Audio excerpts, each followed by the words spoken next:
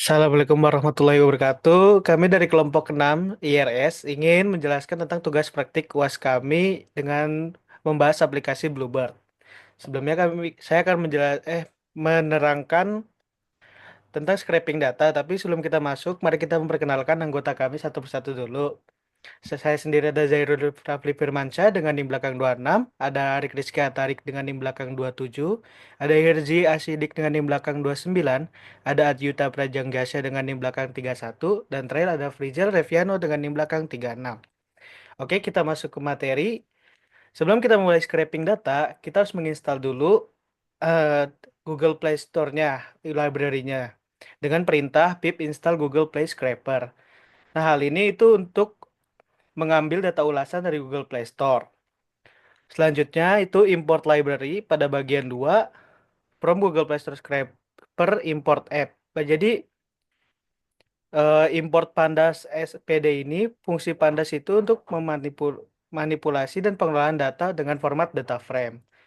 Sedangkan import NumPy SNP ini, jadi fungsi import library ini untuk memanipulasi data numerik dan array. Selanjutnya, kita akan masuk ke scraping data ulasan aplikasi Bluebird. Yang pertama di sini ada from Google Play Scraper, import source review. Jadi fungsinya itu kita menggunakan untuk mengambil ulasan dari aplikasi Google Play Store dengan ID-nya tadi Bluebird dari Google Play Store. Dari fungsi length ID ini kita akan mengambil ulasan dalam bahasa Indonesia. Country ID juga mengambil ulasan yang dari pengguna Indonesia, sedangkan sort most relevant ini mengambil ulasan yang paling relevan. Sedangkan count 1000 ini kita ingin membatasi berapa ulasan yang kita ambil. Kita di sini mengambil 1000 ulasan. Dan untuk filter score with none ini mengambil semua ulasan tanpa menyaring berdasarkan skor tertentu. Lanjut ke bawah. Nah, ini hasil ulasan kita ya. Lanjut ke bawah. Nah, pada line index ini kita ini ingin mencari tahu berapa sih total kolom yang ada di hasil tadi. Karena kita menggunakan 1000, masa line indexnya itu ada 1000. Selanjutnya pada DF Busu itu eh, ini untuk memilih subset kolom dari data frame dengan nama, username, score, add, dan konten yang akan ditampilkan. Lanjut. Nah, di sini kita akan menyimpan data scraping ke data frame dengan penjelasan kode dfbusu pd data frame array result column review ini berfungsi untuk membuat data frame dari hasil scraping result dengan satu kolom bernama review yang berisi data ulasan tadi. Sedangkan yang pada data kedua itu dfbusu reveal to list itu mengeluarkan data dalam kolom review ke bentuk list of doctinoris. Selanjutnya pada Dev Busu Join itu menggabungkan kembali data ke dalam data frame sebelum kolom individual seperti username, score, add, dan konten. Lanjut.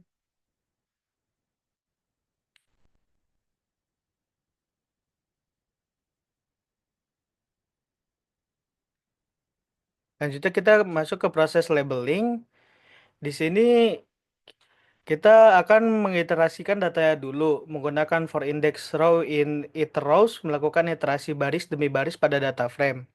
Selanjutnya kita akan melakukan classification-nya menggunakan skor ya. Jadi untuk ulasan negatif kita beri skor satu atau dua, sedangkan skor yang positif itu kita berikan 3, 4, dan 5. Terus untuk menambahkan kolomnya, kita juga menambahkan mydf label. Itu untuk menambahkan kolom label yang berisi 0, negatif, dan 1 itu positif. Penjelasannya seperti di bawah ini, ada konten, skor, dan label. Lanjut. Terus untuk terakhir, kita ingin menyimpan datanya itu ke file CSV, yaitu dengan to CSV menyimpan data frame ke MyDF, kembali ke file CSV dengan namanya kalian bisa apa saja, yang penting belakangnya ada .csv-nya. Di sini saya masukkan data percobaan 1 .csv. Oke, selanjutnya Teman saya akan melanjutkan pre-processing. Baik, saya ambil alih. Untuk selanjutnya adalah tahap pre-processing. Tahap pre-processing ini bertujuan untuk mengolah teks mentah agar lebih bersih dan siap untuk dianalisis sentimennya. Langkah ini penting untuk meningkatkan akurasi model dan mengurangi noise dalam data. Nah, contohnya di sini mengubah teks menjadi lower, yaitu untuk menghindari perbedaan interpretasi antara huruf besar dan huruf kecil. Ini bisa kita lakukan dengan my_df content sama dengan my_df content dot string dot lower. Dan selanjutnya ada my_df dot head. Akan keluar hasil yang normal semuanya dengan teks huruf huruf kecil. Selanjutnya, normalisasi teks. Normalisasi mengubah kata menggunakan rumus untuk mengganti istilah informal atau singkatan menjadi bentuk standar. Ya, contohnya sendiri di sini ada DGN atau dengan, YG atau yang, good atau bagus. Menggunakan rumus dictionary. Di sini ada norm, payment, pembayaran, APK atau aplikasi, BGT atau banget, GX atau tidak, YG atau yang, SY atau saya, GW atau gue, kalau gitu atau kalau, dengan dinormalisasi berdasarkan string text. For yang di sini ada string text menggunakan menghapus stop word-nya. Selanjutnya, scroll aja. Oke. Menghapus kata yang memiliki informasi yang rendah ya. Ini ada yang, dan, di, dan lain-lain lah. Script menggunakan pustaka sastrawi ini digunakan untuk menghapus stop word.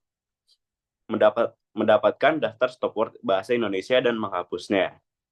Di sini ada from sastrawi.stopword remover .stopword remove factory. Di sini selanjutnya adalah def stop word atau string text. Di bawahnya return stop underscore words remover underscore new dot remove. Selanjutnya, tokenize. Ini tokenization memecah teks menjadi daftar kata untuk persiapan di tahap berikutnya. Yang bisa kita lakukan dengan tokenize sama dengan my_df content dot apply dalam kurung lambda x sama titik 2 x dot split dalam kurung. Di bawahnya tokenize.head akan keluar data seperti berikutnya. Lanjut di proses stemming. Stemming ini bertujuan untuk mengurangi variasi kata dengan mengambil kata ke bentuk dasar. Contohnya seperti pesanan. Jadi bentuk dasarnya adalah pesan. Membeli bentuk dasarnya adalah beli. Yang bisa kita lakukan dengan sesuai itu ya. From sastrawi.streamer.streamer factory import streamernya dulu. Lalu di situ pustaka yang digunakan menggunakan sastrawi untuk stemming teks dalam bahasa Indonesia. Implementasinya di sini bisa yang pertama inisialisasi stemmer. Pustaka sastrawi menyediakan stemmer factory untuk membuat objek stemmer. Yang kedua, proses stemmingnya mengubah setiap katanya dalam bentuk dasar. Dan akhirnya akan setelah stemming, teks menjadi lebih seragam, mengurangi kemungkinan kebingungan model terhadap variasi kata dengan makna serupa. Yang di sini hasilnya good, sopan, ramah, layan, muas, sangat bantu, jalan jauh, driver sangat ramah, ya itulah hasilnya ya. Selanjutnya, manfaat dari pre-processing ini pastinya mengurangi dimensi kata, menghilangkan kata yang tidak relevan, terus dari manfaat dari stemming tadi, memperbaiki akurasi model, jadi model yang kita nggak akan bingung lah untuk melakukan pekerjaan selanjutnya. Oke, selanjutnya perhitungan kata akan dijelaskan oleh teman saya. Ya, jadi di sini saya akan menjelaskan perhitungan kata menggunakan TF-IDF. Di sini kita akan mengimport library matplotlib. Di sini akan digunakan untuk memvisualisasikan data dalam bentuk grafik dan juga bisa digunakan untuk menampilkan word cloud. Lalu kita akan mengimport word cloud-nya yang berguna untuk menampilkan kata-kata dari kumpulan teks dengan ukuran font yang mencerminkan frekuensi atau kepentingan katanya. Lalu ada nampinya juga. Di sini kita akan gunakan untuk manipulasi data dalam bentuk array. Lalu selanjutnya kita dari sklearn kita akan mengimport convectorizer dan TF-IDF transformer. Convectorizer ini akan digunakan untuk menghitung jumlah frekuensi kemunculan kata yang kemudian akan membuat daftar vokabulari atau kata-kata unik. Lalu ada TF-IDF transformernya itu akan digunakan untuk eh, memberikan bobot yang lebih bermakna pada kata, bukan sekedar menghitung frekuensinya. Lalu ada ulasan. Result konten ini kita akan pakai ulasan dari konten. Ulasan is null itu untuk mengecek kata-kata yang kosong dari kalimat dari kata-kata yang kagak yang tidak ada kata-katanya dan akan kita isi menggunakan ulasan filling dengan mengisinya dengan tidak ada komentar. Lalu ada convectorizer. Nah, ini convectorizer ini kita akan digunakan untuk menghitung frekuensi setiap kata dalam kumpulan teks yang nanti akan di term fit itu untuk menyimpan daftar kata unik dan jumlah kemunculannya. Lalu itu print len term fit vocabulary akan digunakan untuk menampilkan jumlah kata-kata yang ada. Dan ada term fit vocabulary-nya di sini tuh untuk digunakan untuk menampilkan daftar kata vocabulary dalam bentuk dictionary, di mana yang pertama ada key yaitu kata uniknya dan ada value atau indeks posisi kata dalam vocabulary yang bisa dilihat itu dari good dan value-nya sebesar 980. Tolong bawah.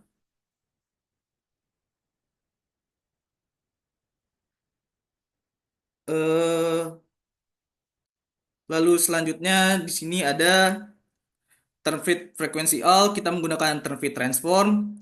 Term fit transform ini digunakan untuk mengubah teks di variabel menjadi representasi dari term frekuensi atau TF. Di situ akan di print dan hasil outputnya itu adalah objek bentuk efisien dari matrix sparse. Misalnya di sini ada kata dengan indeks 980 itu muncul satu kali. Dan ada kata yang dengan indeks 2336 itu muncul dua kali. Tolong ke bawah.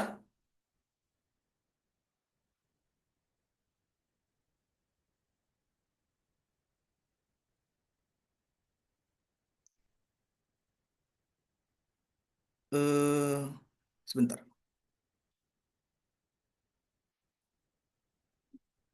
Di sini ada term frekuensi. Ada term frekuensi atau term fit transformer ini akan kita gunakan untuk mengubah satu dokumen atau ulasan menjadi representasi term frekuensi. Format hasilnya bakal sama seperti sebelumnya, tetapi hanya untuk satu dokumen. Lalu ini di print, kita bisa lihat bentuknya tadi seperti ini dengan indeks 1478 itu merge value 1.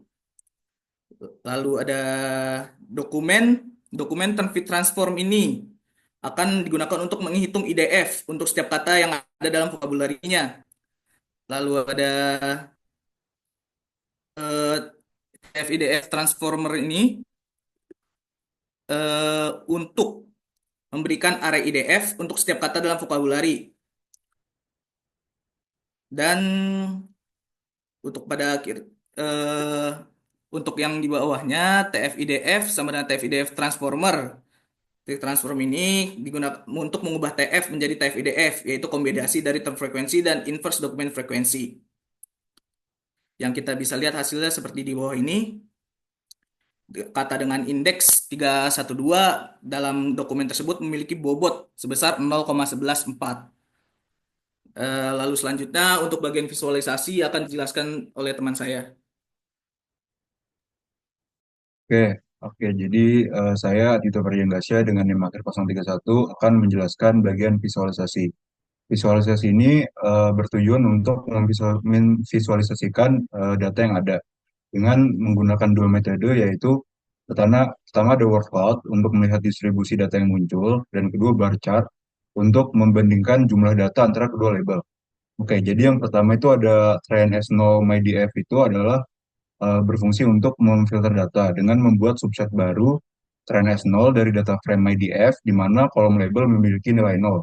Kemudian di train S0 konten train S0 konten file-nya itu berfungsi untuk menangani data yang kosong atau missing value dengan mengganti nilai kosongan pada kolom konten di data frame dengan teks tidak ada komentar. Kemudian train S0 head itu berfungsi untuk menampilkan datanya, yaitu menampilkan 5 baris pertama dari data frame train S0 untuk memastikan data semua benar. Kemudian di from word cloud, import word cloud itu berfungsi untuk mengimpor library word cloud. Word cloud sendiri itu sendiri digunakan untuk membuat visualisasi berbentuk kumpulan kata. Oke, lanjut ke bagian cara membuat word cloud. Di ini ada alt text S0 atau join word for word in train, itu berfungsi untuk menggabungkan semua teks dalam kolom konten menjadi satu string panjang. Lalu di word cloud color map berfungsi untuk membuat word cloud sendiri dengan menghasilkan word cloud menggunakan teks yang digabungkan sebelumnya.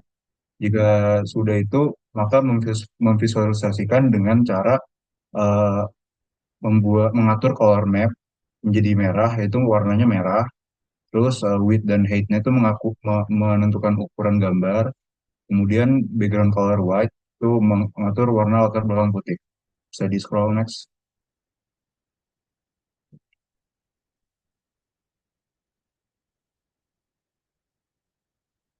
Oke. Di sini eh, Train S1 ini berfungsi untuk memfilter data, membuat subset baru train S1 dari data frame IDF di mana kolom label memiliki nilai 1. Kemudian di train S1 konten yang ini sama seperti tadi, menangani data yang kosong dengan mengganti nilai kosongan pada kolom konten di data frame train S1 dengan teks tidak ada komentar. Di S1 head-nya juga itu berfungsi yang sama untuk menampilkan data dan menampilkan 5 baris pertama dari data frame. Kemudian kita membuat word cloud label 1,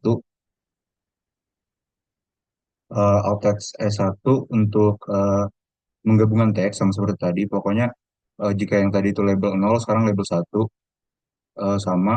Penjelasannya menggabungkan semua teks dalam kolom konten menjadi satu string panjang. Kemudian membuat word cloud. Semua sekarang color map-nya itu diatur menjadi warna biru. Dan alt text-nya ini S1 perbedaannya. Lalu kemudian di PLT figure ini untuk menampilkan word cloud sesuai dengan yang kita atur. Lalu next, Jo. Oke. Di sini di sentimen data ini berfungsi untuk menampilkan perbandingan label dalam bentuk bar chart. Karena tadi ada dua label yang dibentuk, yang S0 dan S1, maka kita akan membandingkannya dengan pada PD value count ini untuk menghitung jumlah setiap nilai kolom pada label. Lalu plot find bar itu membuat visualisasi bar chart, dan color mengatur warna pada bar chart. Dari di sini kita memilih biru untuk label 0 dan merah untuk label 1. Lalu PLT title itu untuk menambahkan judul grafik. Bisa dilihat barnya. Oke, jadi kesimpulannya visualisasi ini untuk menampilkan data dengan menggunakan word cloud untuk melihat distribusi yang muncul dan bar chart untuk membandingkan keduanya. Next, Hirzi. Nah, halo, sebelumnya perkenalkan nama saya Hirya Sidiki dengan NIM akhir 029. Nah, di sini saya akan menjelaskan yang pertama adalah split data. Untuk sintaksnya sendiri itu adalah result content sama dengan result content, filenya tidak ada komentar. Nah, fungsi ini sama aja dengan data preprocessing. Untuk semua nilai kosong di kolom konten akan diisi dengan tidak ada komentar. Nah, lanjut ke bawahnya adalah from sklearn, model selection, import trend, test split. Nah, fungsi ini akan mengimpor fungsi trend test split untuk membagi dataset menjadi data latih atau training data dan data uji atau testing data. Lanjut ke Xtrain, Xtest, YTrain, YTest sama dengan Train Test itu berfungsi untuk membagi data menjadi 4 bagian. Yang pertama adalah Xtrain, yaitu untuk melatih model, fitur untuk melatih model. Xtest untuk fitur menguji model. YTrain merupakan target yang sesuai dengan data latih. Dan YTest merupakan target yang sesuai untuk data uji. Untuk parameternya sendiri, itu ada result, konten, yang merupakan kolom teks yang akan menjadi fitur. Kemudian ada result label yang merupakan kolom target yang akan diprediksi. Untuk test size-nya sendiri 0,1 yang artinya 10% dari data akan digunakan untuk pengujian dan 90%-nya untuk pelatihan. Stratify sama dengan result label merupakan proporsi label pada data uji akan mengikuti proporsi label pada data awal. Kemudian ada random state-nya sampai dengan 30 sheet untuk memastikan pembagian data konsisten dan dapat direproduksi. Next ke bawahnya, yaitu from sklearn, fitur extraction text import, TF, ID, vectorize. Nah, fungsi ini untuk mengimpor TF-ID vectorizer yang akan digunakan untuk mengubah data teks menjadi representasi numerik menggunakan metode TF-IDF. Kemudian vectorize sama dengan TF IDF vectorizer decode error replace encoding UTF 8. Nah, fungsi ini untuk mengatur TF IDF vectorizer untuk menangani error decoding dan menggunakan encoding UTF 8. Kemudian ada extract sama dengan vectorize dot fit underscore transform Xtrain. Nah, fungsi ini melakukan fitting, mempelajari data teks, dan mentransformasi data latih, yaitu Xtrain, menjadi matriks TF-IDF, yang hasilnya dari matriks tersebut terdapat dimensi, yaitu 900, 2805, yang dimana 900-nya adalah jumlah sampel data latih, dan 2805 adalah jumlah fitur unik atau kata-kata unik yang muncul di seluruh data latih. Untuk Xtest, Vectorize Transform Xtest itu fungsinya menggunakan TF-IDF yang telah dilatih dari data latih untuk mentransformasi data uji yang hasilnya matriksnya adalah 100, 2805. Kemudian lanjut ke Xtrain sama dengan X underscore train dot toarray dan Xtest sama dengan Xtest dot toarray. Nah, berfungsi untuk mengonversi matriks TF-IDF menjadi array NumPy agar kompatibel dengan algoritma Gaussian Naive Bayes yang memerlukan input dalam bentuk array. Kemudian lanjut ke Naive Bayes Classifier. Nah, dari syntax from sklearn naive Bayes import Gaussian NB itu berfungsi mengimport algoritma Gaussian naive Bayes untuk klasifikasi. Nah, untuk Gaussian naive Bayesnya sendiri merupakan algoritma berbasis probabilitas yang mengasumsikan distribusi normal, yaitu Gaussian, untuk fitur numerik. Kemudian ke form sklearn model selection import repeated stratified fault. Nah, di sini itu untuk mengimpor metode validasi silang dengan stratifikasi berulang. Dengan parameter ya n split sama dengan 5, yang artinya data akan dibagi menjadi 5 lipatan atau fold. N repeat sama dengan 3, yang artinya proses validasi silang akan diulang sebanyak 3 kali untuk meningkatkan keandalan hasil. Params sama dengan underscore NB sama dengan var smoothing itu berfungsi mendefinisikan rentang parameter var smoothing yang mengontrol sensitivitas model terhadap data yang varian kecil. NP-log space-nya itu menciptakan nilai 100 dari 10 pangkat 0 hingga 10 pangkat minus 9.